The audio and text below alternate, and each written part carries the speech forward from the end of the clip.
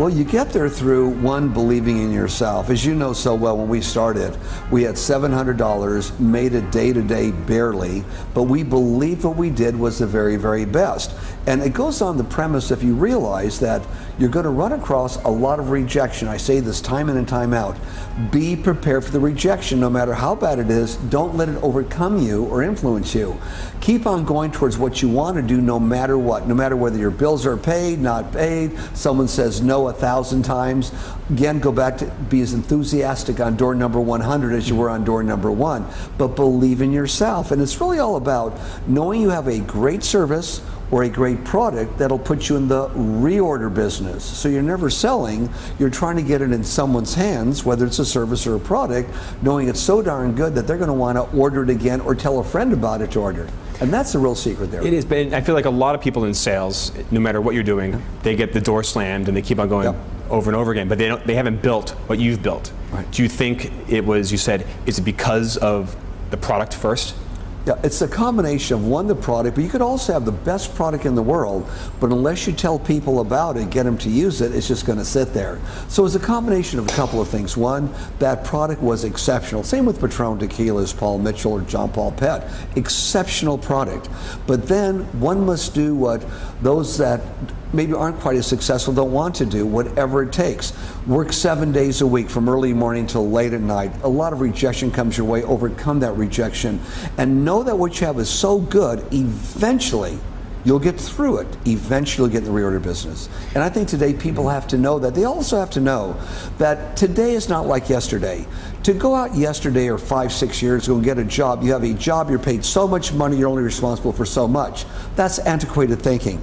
That's what brings recessions back and forth and back and forth. You've got to think now that if you're one hiring people, give them 2 or 3 jobs, pay them a little more. But if things are tough, you'll never, ever have to lay them off. Never have to. And it creates a good America, a good middle-class America, where you look forward to doing better every single year, opposed to worrying about, are they going to get somebody for less money, or will I be laid off if the economy goes? And speaking of people, what if I don't want a job? If I'm looking to start a company. Sure. So if I'm looking to launch my own liquor company, and I have lucky enough to, you're one of my mentors, let's say.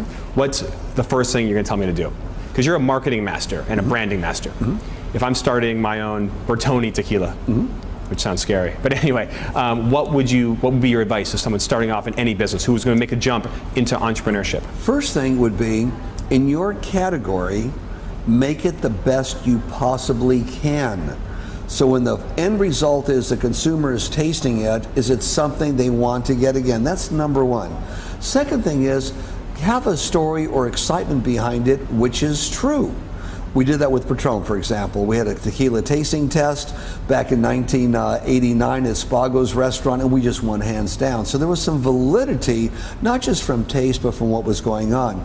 But in any product, let's say you want to start an envelope company, Steve, a tequila company, anything. You have to know yourself that it's the best you can do, and then you have to be willing to tell enough people until enough people say yes. Once they say yes, you have to put your personality into it. Go by and thank them. Make sure it's going well. A lot of people just shoot something out to get, can I get 1,000 customers? Where they have the first 50 or 100 and don't pay attention to them. You must pay attention to your first customers, unreal attention. It's easier to keep somebody than it is to try and get somebody new. And those person you're going to keep, those people that you're going to give the extra attention to, will be some of your best sources for recommendations because they like you and they'll tell somebody else. And what are some of your tips? Like, how did you keep customers? What were some of your techniques, and what are your techniques to make people that have you won over keep on coming back and feel special? Excellent question. For starters, we know we have a darn good product, but if we take the time with ourselves and our staff to go in there and tell them all the ways to use it, and reassure them not as only a good product, but here's how you use it to create a good salon experience, or the consumer when you take it home to keep your hair the same in between visits. You fill a need in the marketplace. One, there's a need, of course, to buy a product or another product. But the next one is you must constantly remind them how to use it properly, which makes you a little different. Now, granted, maybe there's another one used the same way, but nobody told them. We're amazed at times when people are using some of our finest products and didn't know there's other ways to use it also. It's through education. You must constantly reinforce the education and why it's so good. And I hate this word, but how important is having fun in the business? Because you started John Paul Mitchell Systems in LA in the 80s, hanging out in hair salons, which I can imagine the stories you have from the old days, and obviously the premium tequila business that just puts you in, exciting kind of like party mode kind of situations. How important is having fun with the business and the product? Long-term entrepreneurship is liking what you do, who you do it with, and who you do it for. If you're not having fun, then you're only in business to make some money. I still work. I work every single day, but I love what I do, so I have fun. So it became a lifestyle. When you're working, it becomes work. It's not fun. When you're working, it becomes part of your lifestyle because you like it. It's fun. I look forward to calling on salons. I look forward to walking in some place and say, thank you for using Paul Mitchell. I look forward to walking into a cocktail lounge. Wow, thank you for having Patron on the menu.